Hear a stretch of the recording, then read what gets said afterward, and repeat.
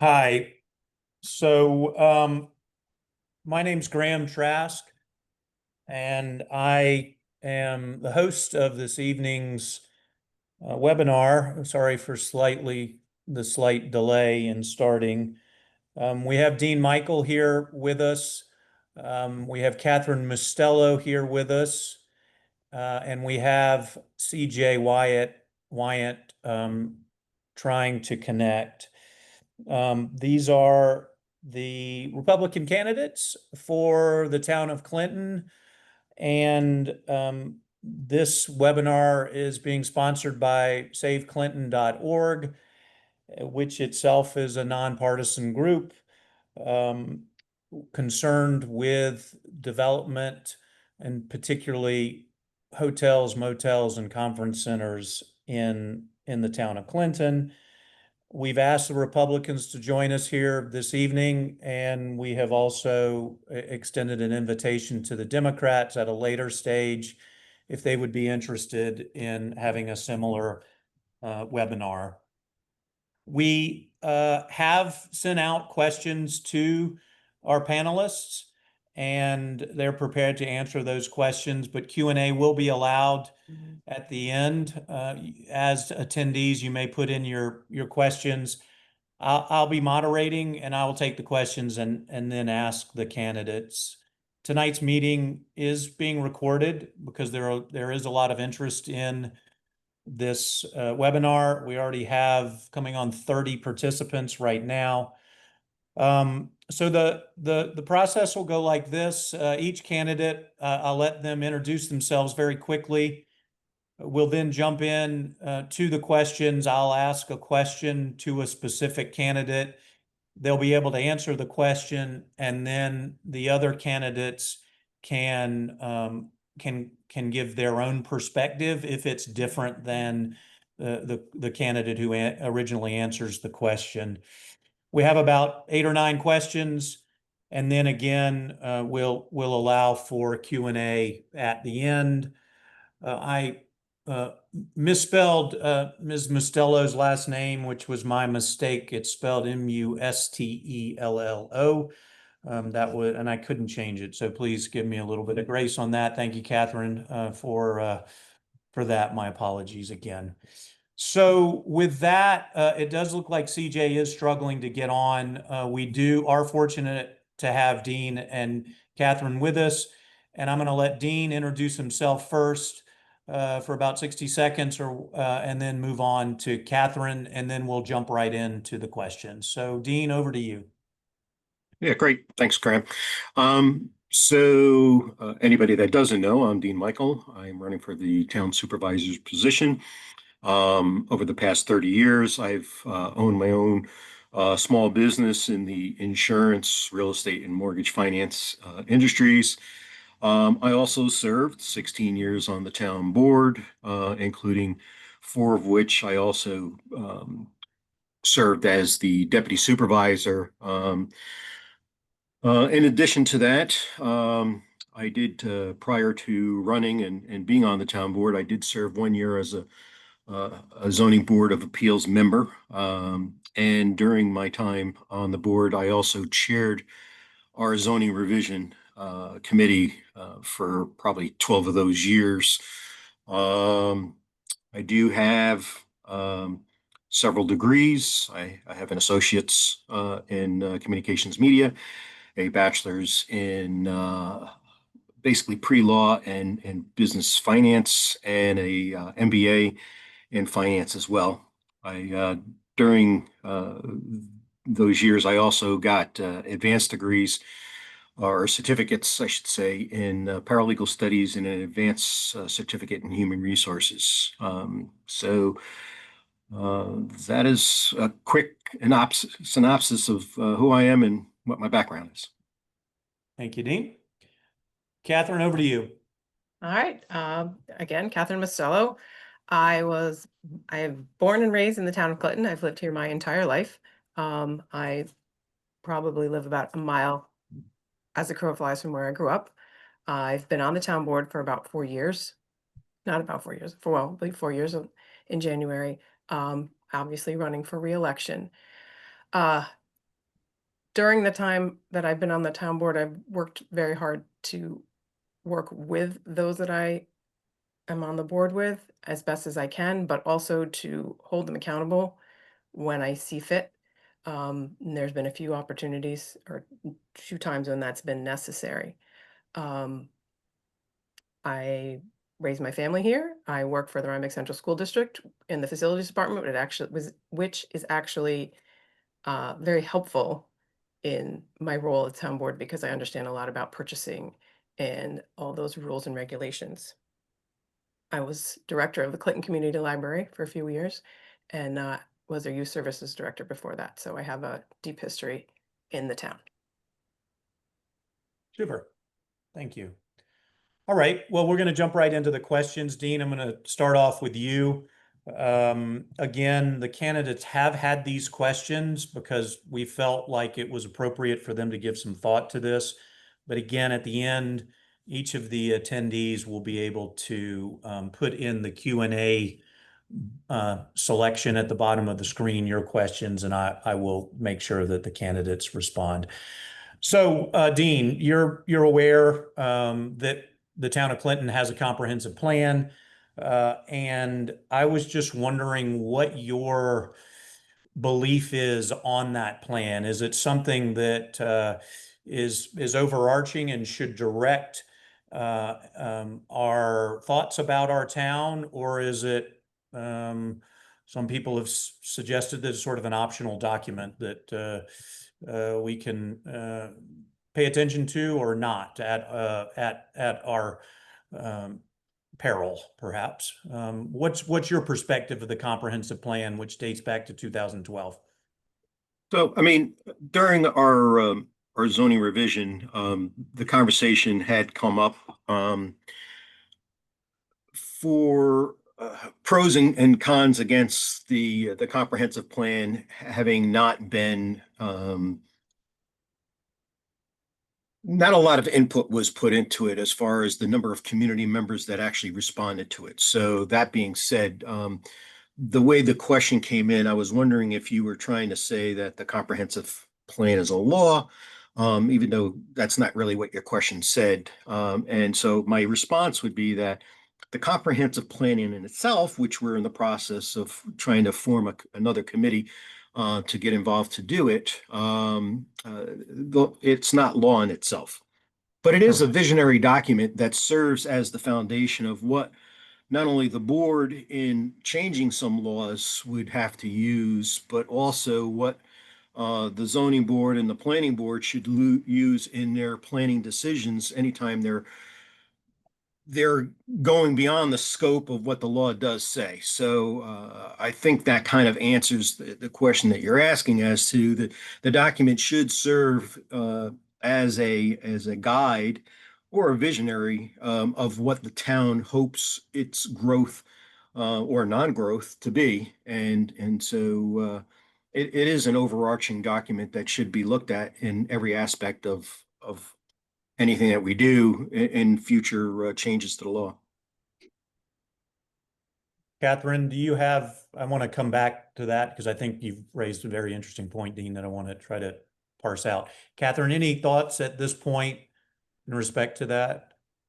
Yeah, I would just like to say that the comprehensive plan is kind of like a vision statement. And one of the first things I did after I was elected was to read the comprehensive plan. I think it's a very important document. Unfortunately, ours is out of date, and in a decade, our town has changed. So it needs to be redone. I've been pushing to have it redone, and we are making slow progress towards that so that we can have a more up-to-date document. So my understanding, and I want to follow on that, my understanding is, so the comprehensive plan, which we're under now, dates from 2012. My understanding is a comprehensive plan is valid, at least New York State says, for 20 years. What is because you're saying, so it's 13 years old now. Are you asserting that it is out of date? Or are there aspects that need to be changed? It sounds like you do believe that, but And if you do, does that need to come first, or can we operate under the existing comprehensive plan? Because it does take time to create a new comprehensive plan, as we know. You I, asking me or Catherine? I was just following up with Catherine, and then I'll come back to you, Dean. Sure. I just think the makeup of our town and our town has changed in a decade. So I think that it needs to be redone. It's our comprehensive plan. We're going to live by it until we get a new one, and it's going to take some time. I don't think it's bad. I don't think there's anything wrong with it. I just feel like our town has changed and it needs to be updated. Fair enough. Dean? Yeah, I mean, I think that what Catherine was saying is correct in the sense that when we the comprehensive plan started even 5, 6, 7 years before the 2012 date. So there's probably aspects of it that had been outdated by the time it was produced, such as, cell phones and cell towers were not as common as they are today. Things like Airbnb was probably not even talked about back then. And so that was a new law that had to be brought in. And so there's other items that I can go on about, but what I think Catherine's point was is that there's things that have changed or things that have come up because of ongoing litigation, usually is what brings things up. But when those things come to light and there's some conflict, having been the liaison to the planning board and the zoning board over many of the years that I was on the town board, there were things that both the planning and zoning boards were not clear on. So those things need to be redefined. Right. Okay. Fair enough. And Dean, back to where you started this, and I think it's a very interesting discussion because you've got, and both of you suggest that the comprehensive plan is the overarching vision for a town. And then what actually operationalizes the comprehensive plan is the zoning. And the zoning precipitates, is my understanding, and I'm looking for validation from you guys, as to the actual laws for the town. And so I guess that it suggests that the zoning laws need to align with the comprehensive plan, ideally. Is that right? Uh, uh, So the quick answer is yes, but it's a deeper question and it's a deeper answer than just a yes and no type of answer because again, while the comprehensive plan committee was just a bunch of lay people, it doesn't always come out that okay, this is what we want, but it may not be reality. So there are some times where you don't follow it to the letter of the law, but at other times you have to deviate to kind of follow along what would be a legal process. But overall, the answer is yes. I mean, the comprehensive plan sets forth the community's long-term goals and policies for the town's growth and development, or not growth or development as it may want. And it then translates into a legal document. Right. Yeah. My understanding is that New York state law actually requires that the zoning code align with the comprehensive plan. And it's also suggested that the comprehensive plan be updated every 10 years. It says between 10 and 20, but it does kind of allude to it should be 10 years. Okay, fair enough. Okay. Um, any other thoughts on that before I move to the next question, which is coming to you, Catherine? Nope, thank you. So, a lot of discussion has occurred over conference centers and the apparent loophole, as people suggest, in our current zoning, which some say allows hotels or motels to call themselves a conference center and get approved in districts where hotels and motels are not allowed. And so there has been discussion about a moratorium on conference centers and hotels and motels, but just to put it bluntly, will you work if elected? I mean, you're there currently, but if reelected, to immediately repeal the loophole conference center law that I'm talking about that allows resorts of any size in conservation agriculture and very low density areas. Let me ask you a question before Catherine answers. What is the loophole that you feel that there's a loophole? Because I'm unclear as to that. The loophole is that in low density areas that hotels and motels are not allowed. But yet if you call yourself a conference centers are allowed in those low density areas. So But what was the difference between the old law and the new law that made this a loophole? Because the old law was like 9 lines. I mean, it had very little to restrict. The new law has a lot of restrictions. the new law which has been implemented, Hmm. uh, well, I guess what has occurred is, and I'm specifically talking about the Six Senses development, whereby it appears that an IHG Six Senses is an hotel, but if they call themselves a conference center, then they're allowed to be in the rural district. And so that's specifically the issue. But I don't think we ever, per se, in even the old law, restricted an area other than size. So there was always a size restriction, and that was the only restriction, either in the new or the old law. Okay, so let me rephrase. Um, Six Senses is trying to use the conference center law to allow for a 70 room hotel. It seems to certainly deviate from the spirit, if not the letter of what's allowed in the area, the land that they've purchased. Are you in favor of Six Senses moving forward to use that land in that way, or are you not? So I again, and we've had this conversation. I don't believe in talking about any single project. So I'll talk in generalities. Throughout the whole town, I don't think the town wants a hotel or motel or any variation of that. I think I answer your question without saying specifically 6 cents, but um, this all pretty much falls back onto the planning board's allowing it. And during our zoning revision process, we talked about, number one, getting rid of the conference center law if the previous developers were willing to go to the ag market uh, line of I'm trying to think of the name that we used. Not conference center. What was the new Oh, event center? event Events? center? So Yeah. we had originally talked about them changing from a conference center to an ag event center. And they had been thinking about it originally before they decided no to stay as um, a conference center.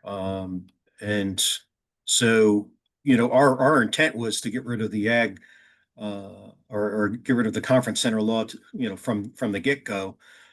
This was when you were rewriting the zoning laws, is that Right, right? right, Okay. And so your intent was at that point, that juncture, to get rid of the conference center designation. right.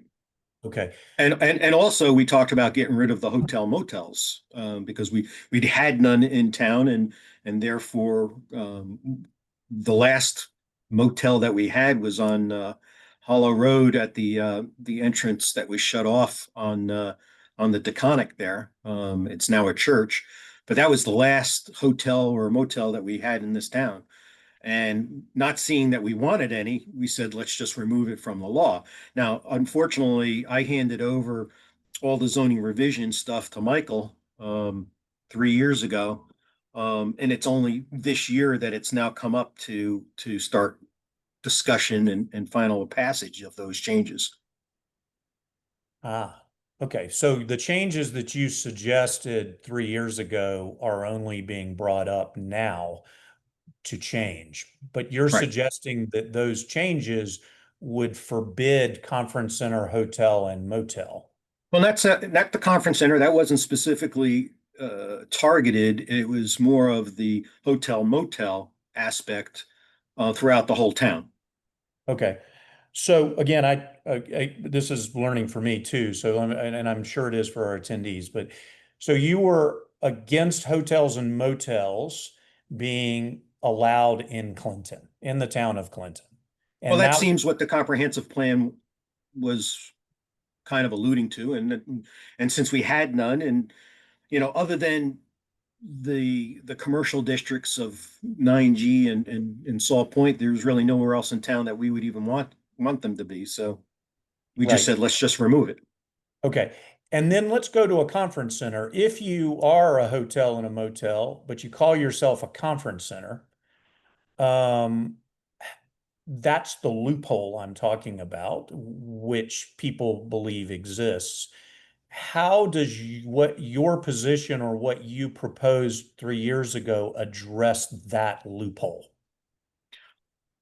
Well, I mean, I think you have to really define a conference center. I mean, a conference center could just be a meeting hall. It doesn't have to have on-site lodging. Um, uh, and so while it does from the zoning allow for that lodging, in my opinion, a conference center, just like an ag event center, should be nothing more than just a place to have a meeting. I mean, that was kind of like what the intent, I think, was. Okay, so again, I'm going to rephrase just to make sure I understand. And so what you're saying is what's being called a conference center is in fact not what you intended or thought it was. It's actually being used to be quite a bit more, to include accommodations, to include restaurants, to include spa, to include all these things which are tantamount to a hotel. But in fact, what you had meant was an event center. Is Yeah, I that right? mean, it's A meeting it, hall? You use meeting hall. yeah, I mean that's the simplest term. I mean, we're in anywhere in any zoning that doesn't say a conference center has to include all those other things. I mean, it just doesn't necessarily have to have those things just to have a meeting hall. And that's why we were kind of trying to push it at the time into more of the ag event center rather than just a conference center. But apparently they must have seen the loophole that we did not, in the sense that they could provide all this extra accommodation.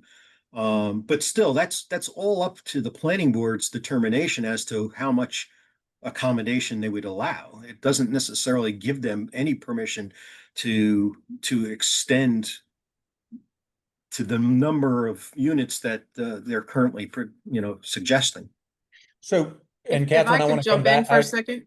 Yes, please, because I do want to come back on that, Dean. It's an interesting line of discussion. Go ahead, Catherine. So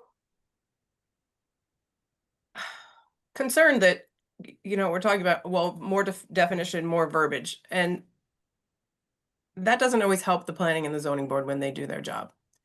Um, the original question was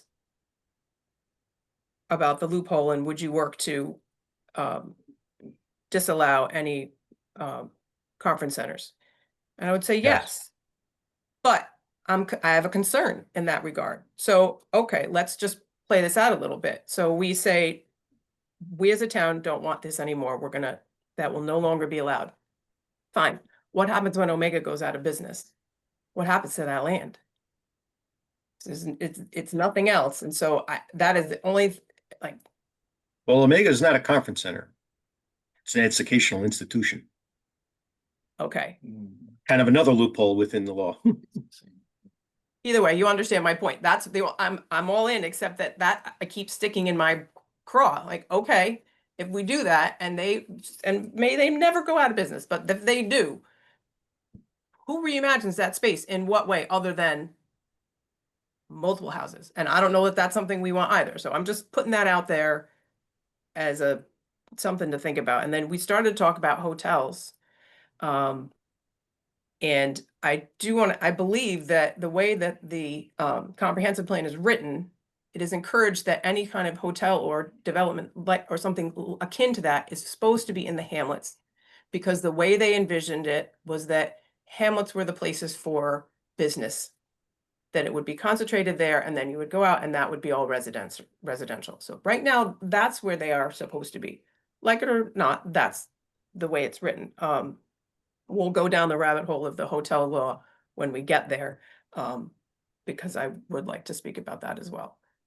Yeah, Well, because the hamlets are very small in nature, the acreage requirements right. kind of knock the conference centers out of any of the hamlets, because there is no mass land to grab in the hamlet areas, Right. or very, very few.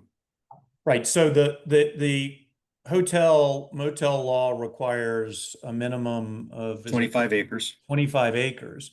So you're suggesting there's no parcel in the hamlets that could accommodate 25 acres. Is We that looked and there's only a couple there, but There's there are. maybe a handful. I mean, there's not a lot. I mean, I know like in the Clinton Corners section there's well, the one farm that's now Ruby Hill was one of the parcels before they took over.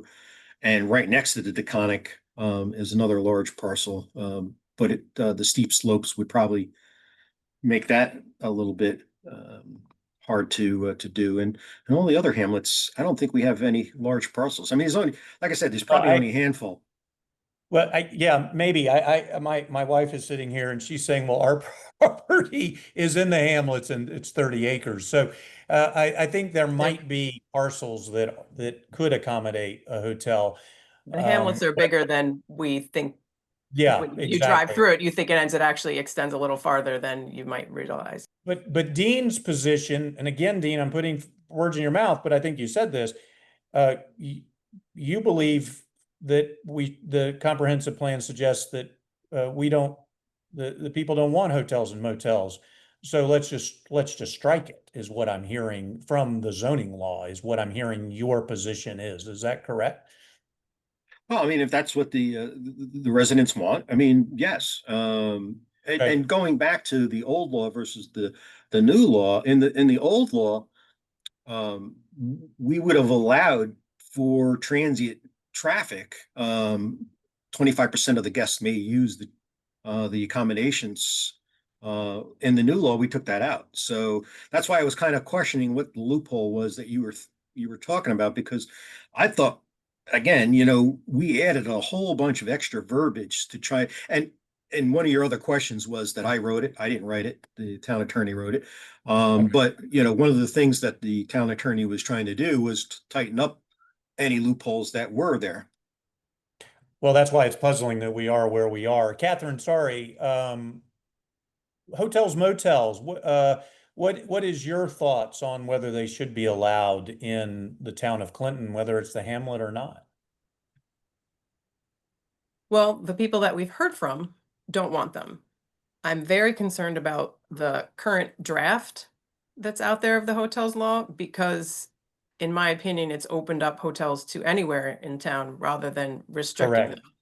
them. So that does not seem like where we want to go. I believe everyone went at it with good intentions, but that what you've seen, what I assume you have read, is not a good law. And rather than have that, I have, two thoughts. We could just outright ban them. But I proposed to the town board, and you can watch it. We have a planner who has offered to do, she does a workshop, and everybody's invited. It's not a public comment workshop, but everyone can attend, and it's to take your comprehensive plan and look at, okay, what do we want? What does this say? Where do these belong? Do they belong anywhere? And sort of look a little bit more big picture and then write the law. Or my other thought was, we want to ban conference centers now, fine. Because of the way the current zoning law is written for hotels, as we just discussed, there's not many places that you can put them. Do we want to wait on that for the new comprehensive plan and then proceed cautiously? It's a timing thing, and I'm not those are my two thoughts, but I'm not Well, sure one of which the, is the best way to go, to be frank. right, and what you're referring to on this law is this new proposed law that the town board discussed, and Yeah. then people raised uh, concerns with it, and it was tabled. Is that right? At this point, There's another draft. there's another draft. Okay. Yeah, it's Is, still in in the your works. opinion, that draft any better, or it's No, still no? Okay. So you still have concerns with it. Okay. I do. Um, so could we follow that line of thinking about uh, taking a more deliberate approach to working with a planner, to take a comprehensive plan and trying to draft a hotel motel law, conference center law that aligns with the comprehensive plan and gets the input? That takes time. I mean, these laws, it takes a long time. And what happens in the interim? Because there's a lot going on in the interim with it, which people are concerned about, which may not align with the comprehensive plan or any new law. What do you do about that? So What's the we stopgap? That's the problem. That's the conundrum, right? The current draft of the hotels law proves out that you cannot rush this because you get junk. All good intentions, well-meaning people, but it's not a good law. So you can't rush it. But then Right, how do you protect in the interim? Now, maybe the answer is you say no to both things until we go through the whole process and we have a new comprehensive plan and then we do zoning revision and it gets passed. That is a perfectly reasonable approach. But you're right, that's the problem. And I walked over you, Dean. I'm sorry.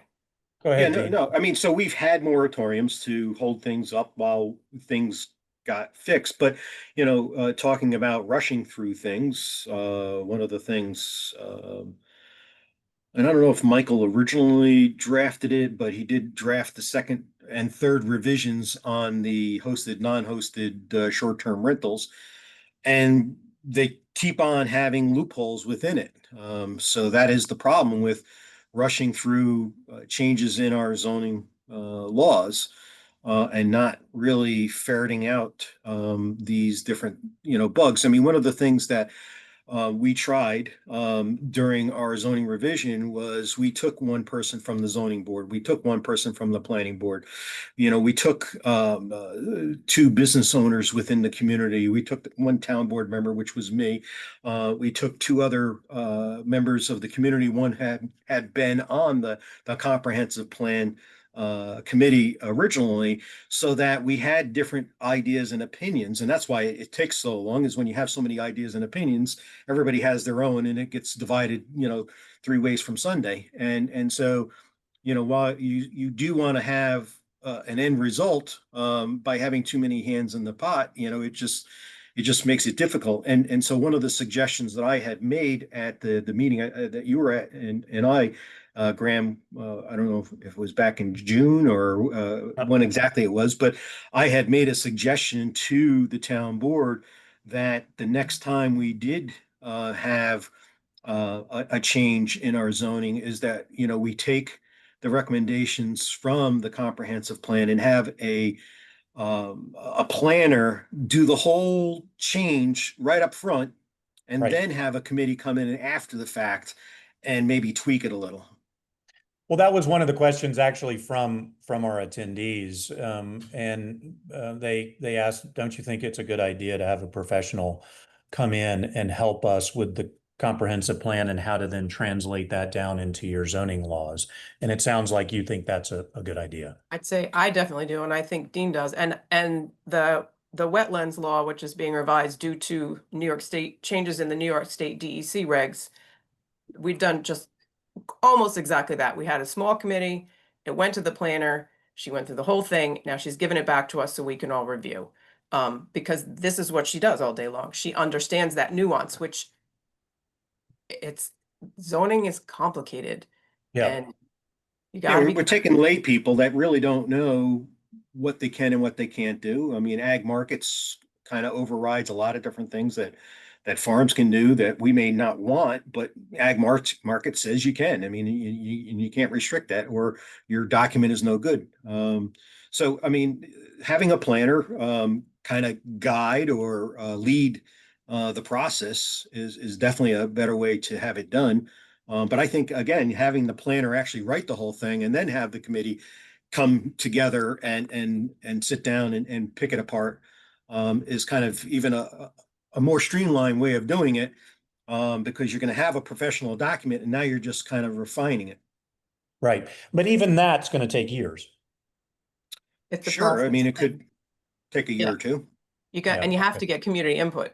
And you've got to get community You've got to input, which figure will out a good way which will to do take time. that. Right. So Yeah, again, the last time we sent out letters, and they took the letters, and that's where they formed the changes, was from the letters that were responded to. And that's where I was saying in the beginning is that I think there was only maybe 60 letters that got responded to versus the 2,500 parcels within the town.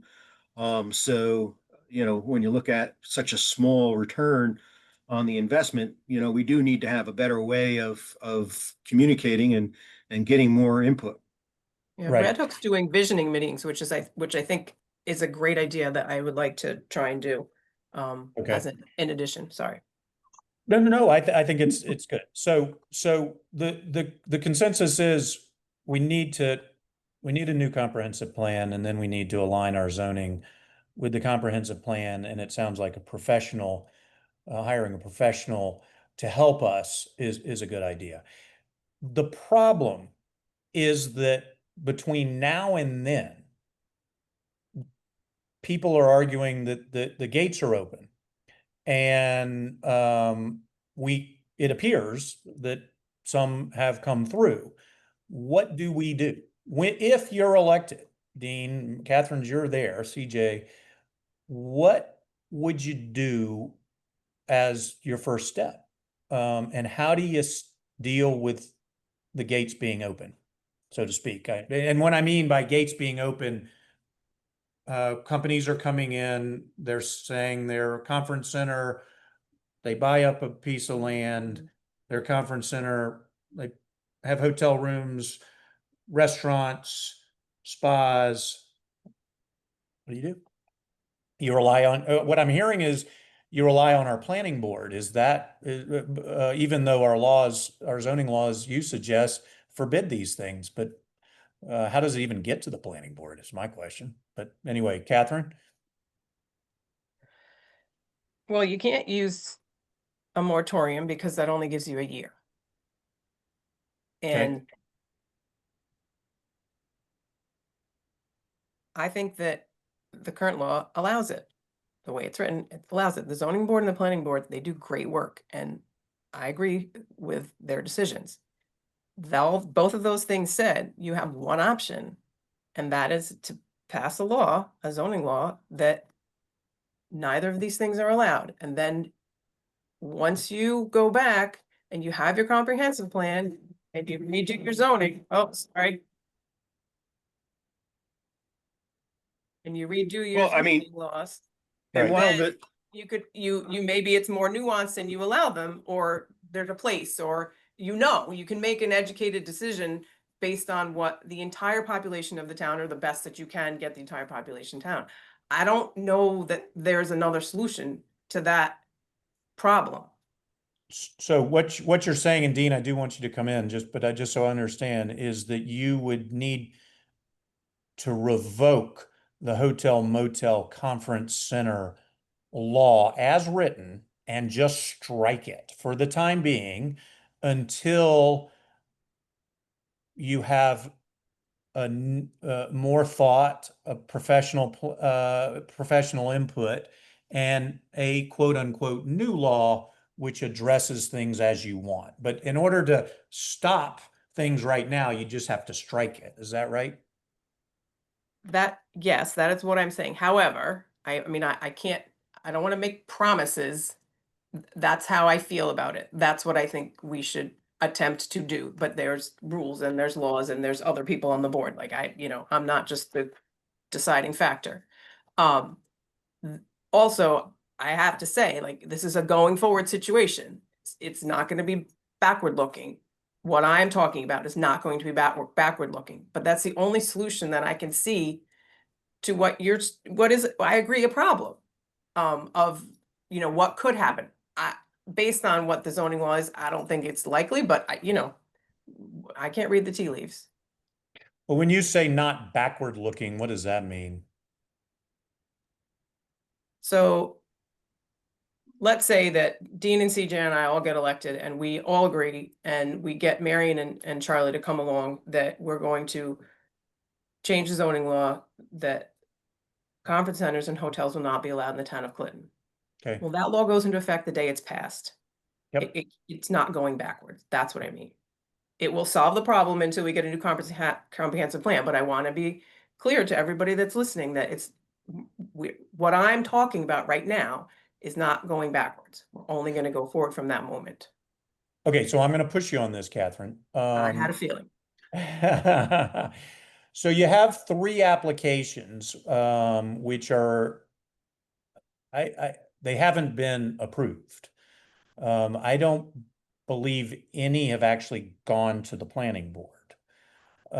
And certainly the planning board has not approved them. When you say not looking backwards, what is the trigger of not looking backwards? Is it anybody who puts in an application? Is it anyone who receives what I would characterize as a certificate of appropriateness from the planning board? What is that trigger of not looking backwards? Because I think most people on this call, of which there are about 30, want to know that. Sure, and it's complicated. We had a conversation, Dean and CJ and I, that I think we should offer a class in how all this planning, zoning, and everything works, because it's very complicated. In discussion with the CEO and planning board and multiple people, my understanding is that it is, a complete application would be, I'm trying to say this. If we have a complete application in hand, it may not have been approved, it may not have gone, but it was complete in hand. That means that that's already started and it would not be subject to the new law. So complete That's what application you're in being hand. told. Yes, that is my understanding from conversations and information from various people within the town and town attorneys and CEO, etc. Okay. Dean, I'm gonna come over to you. Where do you fall on this? Because again, I don't know whether there are complete applications in hand or not. But where do you feel like the trigger is for Well, first of all, there's still a lot of discussion going on. I know, I think it's the 20th. Hyde Park is having a meeting still on this. Is that the date? Yeah, I believe you're right. And Yes. I believe they're also having an executive session prior to that. So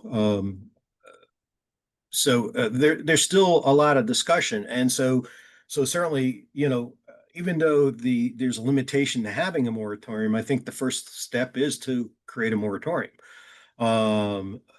Even if a permit is issued, because it is a special use permit, it's subject to, in the code of the law, it's subject to an annual review. So even though they may have had that special use permit, the planning board at its discretion can not renew the special use permit. So there is language in the new revised code that was written 3-4 years ago, that does allow for the planning board to not renew that special use permit. And what you're talking about is a special use permit for a conference center Right. Right. And so what you're saying is the planning board can revoke that. It has to renew it annually. Well, And it reviews it doesn't, annually and it doesn't have to renew it. it doesn't have to renew.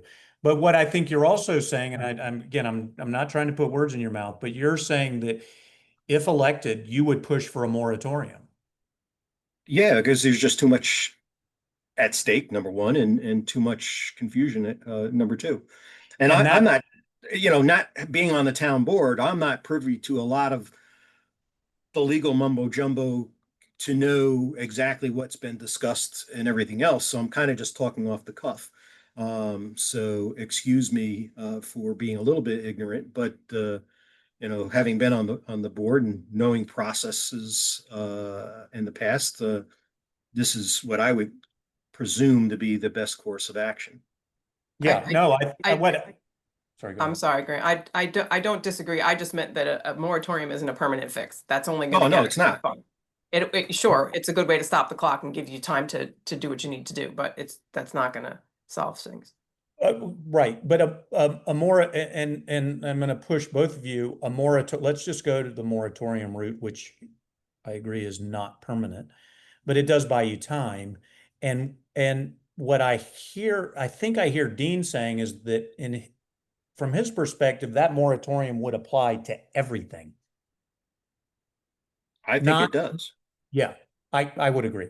So wherever it is in the process, it stops until the moratorium comes off.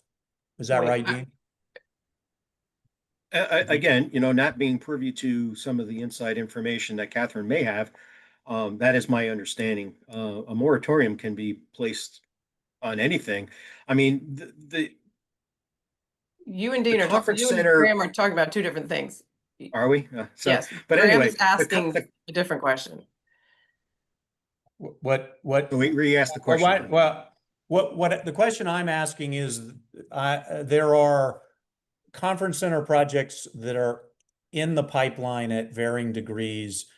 I don't know exactly whether they have complete applications or not, but they have not been approved by the planning board, is my understanding. And what I thought I heard you say, Dean, was you would push for a moratorium that would apply to those projects and any future projects. I would believe that to be true. Katherine? That is not the advice of legal counsel. That if they're, as I But said, rather than legal counsel, but what's your also I thought you position? meant were you talking about it stops, because there was some discussion about a moratorium stops all building and everything in the town, which Oh, was sorry, another no, let farce. me specify. I was talking about hotels, motels, conference Right, centers, okay. not a moratorium on all buildings. No, sorry, this No, is it's all fine. about, yeah. So I guess let me rephrase, Katherine, and I guess you're in a very interesting position because you're on the board. But absent of what the lawyers have told you, what's your position? Could you have it on a moratorium? Should it apply to those that are in process, or should it only be forward-looking?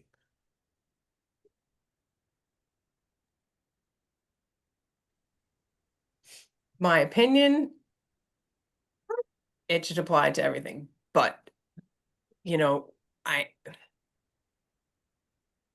1 of 5, and I have to also take into account every other resident in the town. So I'm not sure how much my opinion at the present time as 1 of 5 matters. Okay.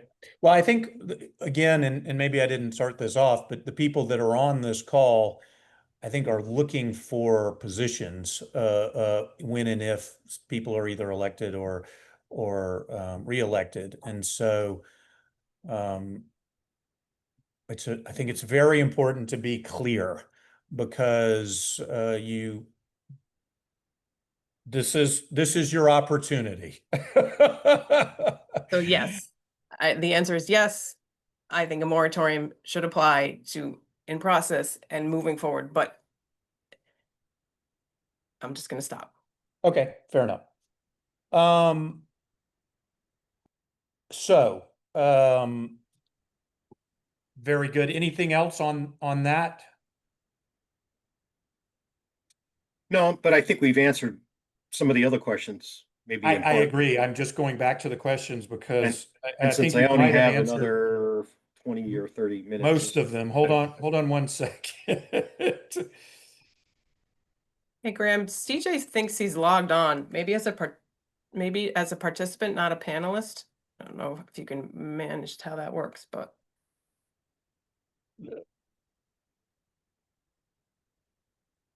I don't see him, Katherine. I've now Thanks lost for my trying. questions. Sorry. Hold on one second, because I do want to get to the audience questions, but I think we have gotten to, one question is lawsuits. And the town has been subject to lawsuits in respect to some of the applications which have been filed. The Hyde Park has been subject to lawsuits. Where do you guys come down on lawsuits and whether the town should capitulate to and be concerned about the filing of lawsuits and compromise its comprehensive plan or its zoning laws if somebody either threatens or files a lawsuit in order to not spend money defending lawsuits? Does that make sense? Yeah. You can't. There's lots of conversation when Dean was on the board and with the current board. Like, I almost feel like saying it's part of the price of doing business. We're going to get sued. And you have to do what's right. So Whether that, there's also a lot of other lawsuits. In the grievance of taxes, if you don't like what the assessor assesses your property, you technically start a lawsuit against the town to grieve your taxes. And unfortunately, uh, there is a financial motive kind of to settle on some of those lawsuits. Sure. Because if we're cutting, say, $100,000, the cost to the town is $70. But the cost to the attorney is $700. So there is a financial incentive to settle those type of lawsuits. So you kind of weigh each one based on the merits of what you're trying to achieve. Um, so, but if there's something significant that has a long-lasting impact, just because there's a lawsuit doesn't mean you should back down. So the way your question was asked, my answer was no, I wouldn't back down. You don't, right. Right. If it compromises your comprehensive plan and your zoning, you're saying you don't back down if it's something, right? Because that would be long lasting and significant. Where like I said, on the tax grievances, they're not long term. They're usually a year or two of an abatement of the tax, and it's not long term, and certainly could be made up in subsequent years. So something like that, it doesn't really pay to fight it out long term in court. Right. But there's other things that are long term and more significant, and those things should be addressed. Like hotels, motels, conference centers. Yeah, I mean, we've even fought tax grievances where we actually had to hire an appraiser.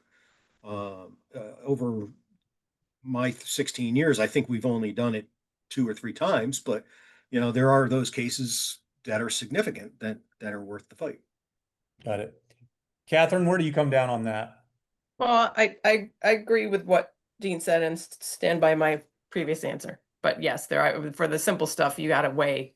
We are stewards of other people's money, so we have to weigh those things. But that's when they're things that aren't precedent setting and significant. Okay. I'm perusing through the many questions that we have received on this. People are really wanting to know where you guys stand on 6 senses. It sounds like that's something you're not comfortable answering. Is that? Again, I think a position, almost like a judge, should be not to give an answer on a specific project. So if it's something that's across the board as far as a question to the town, I'll give you the answer for a broad brush, answer as to, I don't think there should be hotels and motels in the town based on the number of years on the zoning revision and nobody wanting them. So, I mean, I have no problem in saying that as a broad brush across the whole town. And even further, you're prepared to push for a moratorium on those things if you were elected to apply forward-looking and for those applications that have been submitted up until that point. Yeah, again, my initial reaction is different than Catherine's only for the fact that she has had counsel to discuss this with, and I haven't. But I think my answer is yes. Well, it sounds like Catherine also potentially. Well, her opinion may be that, but she had a She's got to work kind of a right. conversation with an attorney that says that you can or you can't. So, I mean, I wasn't there to have that conversation. Right. I mean, Got it. on the one hand, my personal opinion doesn't matter because the town board technically doesn't have a say. But my personal opinion is I don't want it. But Well, if the town board does have a say if they put a moratorium or they well, change yeah, the law. that yes, but at this point in that and Dean's right. Like I know that that's this group's primary focus, and we're all here because we understand that and we want to hear what y'all have to say. But um dangerous to comment on particular. Well, I don't know if this is the forum for us to tell you what we want. It's actually for you to tell the attendees what your position is. Because at the end of the day, the But I think Democrat, she did. she did. She did. Yeah, yeah, yeah, yeah. Absolutely. I agree. So sorry, Catherine. Um, there've been some concern about I'm not going to go into that one. Hold on a second. I mean, one of your questions, number 8, to be while you're looking at other questions, there On the was occupancy tax. on What's an your position occupancy on tax. adding an Well, occupancy obviously, if we tax? don't have anything to tax, there's nothing to tax. But this is a conversation, if you look back in old board minutes, that Chris Giuliano and I said in regard to uh, the um, the hosted, non-hosted, short-term rental law, was that it's unfair that they're using these properties as a commercial venue, but not being taxed as a commercial venue. So, Right. we were much in favor of it, and I think Michael says it was something that, oh, well, that was the solar law, but we brought it up, and we also said it on the solar farms also not being taxed as a commercial venture. And so we brought it up in the past. So yes, I'm in favor of taxing anything that's not being taxed at its correct rate. So if it's really a commercial venture, it should be either taxed in that commercial aspect, or should have some type of ad valorem tax to it. Got it. I agree. The short-term rentals, the non-hosted, hopefully are kind of going to very gradually sunsetting, but why not take advantage of that while we can? Um, Dean, this is at you, and this wasn't on the list, but I know you can field it. There've been some discussion about you living here or not. Could you address that for the attendees? I live on Allen Road, and Allen Road. I mean, I bounce around because I buy and sell houses. So, I mean, I've lived on almost all sides of the town. I owned property on Nine Partners before I sold that. I owned property on Clinton Corners Road before I sold that. I lived on Halstead Road before I sold that. I mean, I lived on Rusky for a while. Currently, I live on Allen Road, so I've been on Allen Road. People are trying to bring up the fact that my grandkids moved down to South Carolina, and I bought a house in South Carolina. So when I don't have to work, because my office is, as you can see in my background, is here in Pleasant Valley. So when I don't have to be here in the office, I do try to go down and visit my grandkids. So I don't think anybody would begrudge anybody for seeing their grandkids. Fair enough. Catherine, just wrapping up, we've been at it for about an hour now. Are there things that I didn't ask?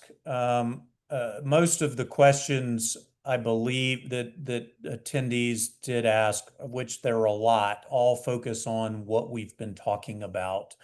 And so it seems most people are interested in the hotels, motels, conference center, the open applications, and how, if elected, you guys would deal with that. Um, are there any additional things that you would like the attendees to know about your positions?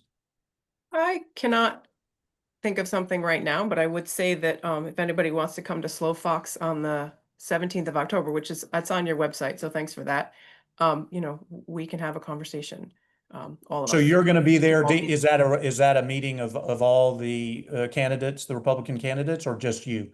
It's a No, meetup we'll and be all we'll all there. be there. It's all candidates will be there. Okay, so that's October 17th at Slow Fox Farm at Yep.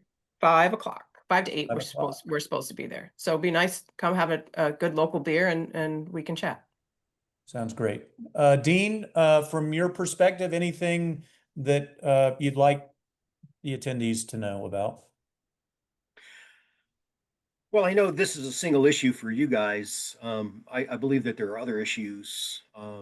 Having gone door to door for about 2/3 of the town now, there's a lot of people that are affected by a lot of other things that are going on in the town hall, and so those are things that I want to address. One being, you know, the time that it takes to get a building permit and close out a building permit, and so on and so forth. So, you know, the town purchased 3-4 years ago a software program that I do not believe that is being used to its fullest potential, which I personally think would help in the process. I also said, and you can watch town board minutes, in use of our COVID funds, I wanted to use it more to automate the town as much as possible so that if there was another COVID shutdown, that the town could still function without having people sitting at their desks in the town hall. So I want to make the town more accessible. I want to make the town more responsible and responsive to its residents. Got it. I actually, something popped up, and if you, I know we've been going on, but Katherine, you had mentioned legal advice. Would you and or Dean ever consider getting your own town council lawyer rather than going with the existing lawyer that you kind of acquired as the town lawyer in order to advise you on planning issues such as a moratorium or a new law? Would you ever consider that, Katherine? I mean, Of course. Why would yes is the answer. And I think you know, why would you not talk to another person and see? also, another resource that we have is through the Association of Towns. They have attorneys that we can ask advice without having cost the town any money. So there's other legal resources, the county planner, the town planner, and so on and so forth that you can get just beyond the town attorney's advice. And I think it's Great. So sometimes important. you would support reaching out to those other Oh, absolutely. resources. Got And it. I think it's a really nice thing that planning board has started to build a relationship with this new planner, and they really seem on it. And so I'm hopeful that relationship will continue, and we can use them to get some really solid advice, especially zoning. Great. Well, I'm going to wrap up here just for your information, Dean and Katherine. There were about 40 people who attended, which is a nice turnout. We did Well, thanks for record coming out. this. Pardon me? Thanks for everybody coming out. Oh, well, thank you. And thanks to you, Katherine and Dean, for participating. I'm really sorry about CJ. And that technically it didn't work.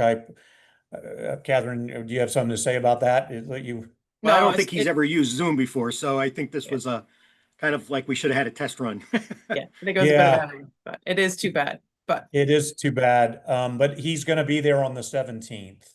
Yes. It sounds like. And so thanks to everyone who attended. Thank you, Dean and Katherine, again. And again, to everyone who attended, we have sent out a similar invite to the Democrats. So if they accept the invitation, we may have a follow-up to this to hear their position on these same issues. So Dean, Katherine, thank you again. Have a wonderful evening. Thanks to everyone who joined. Bye-bye. Thank you.